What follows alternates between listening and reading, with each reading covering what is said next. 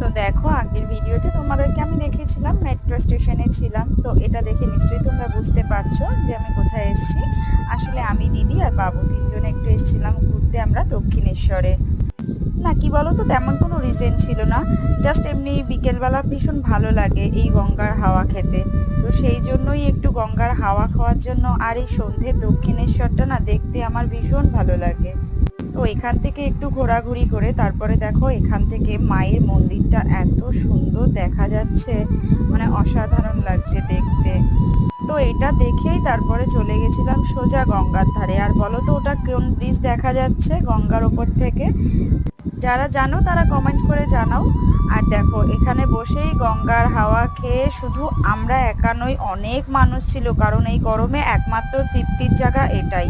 তারপরে আমরা এসে এখান থেকে একটু ফুচকা খেয়ে নিয়ে দেন বাড়ি চলে এসেছিলাম। তো চলো, আজকের মতন বাই।